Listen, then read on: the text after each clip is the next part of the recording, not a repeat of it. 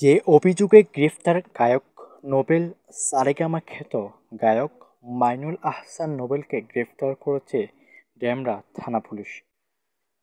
মঙ্গলবার রাত ২টায় নোবেল ডেমরার সারুরিয়ার আমতলার নিজ বাসা থেকে তাকে গ্রেফতার করা হয়েছে।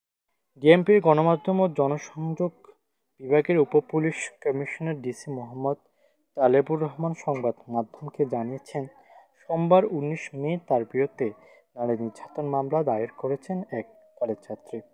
তিনি জানান, মামলা দায়েরকারী মেয়েটি ইডেন কলেজের তৃতীয় বর্ষের শিক্ষার্থী। বর্তমানে ভুক্তভোগীকে ঢাকা মেডিকেলের ওয়ান স্টপ ক্রাইসিস সেন্টারে পাঠানো হয়েছে। মেয়েটির বাড়ি টাঙ্গাইলে, থাকতেন মোহাম্মদপুরে।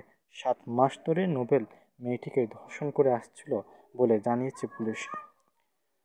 ডেমরা থানার ভারপ্রাপ্ত কর্মকর্তা ওসি মাহমুদুর রহমান বলেন, গত নভেম্বরে নোবেল ইডেন কলেজের এক শিক্ষার্থীকে তুলে নিয়ে আসেন। তিনি গত ৭ মাস ধরে ওই মেয়েকে বিয়ে না করে ধর্ষণ করেন। এসব ঘটনায় তিনি ফোনেও রেকর্ড করেছেন। কয়েকদিন আগে সোশ্যাল মিডিয়ায় মেয়েকে মারধরের একটি ভিডিও ভাইরাল হয়।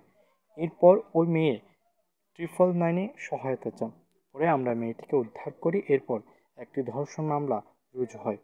তখন থেকে নোবেল পলাতক ছিলেন।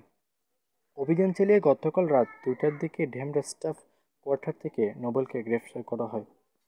প্রসঙ্গত, ভারতীয় সঙ্গীত প্রতিযোগিতা অনুষ্ঠান সারেগামা দিয়ে পরিচিত পান এই গায়ক। এর আগে মাদকে আসক্ত হয়ে সঙ্গীত ছেড়েছিলেন তিনি। এরপর দীর্ঘদিন বিরতির পর আবারও শ্রোতাদের সামনে হাজির হন।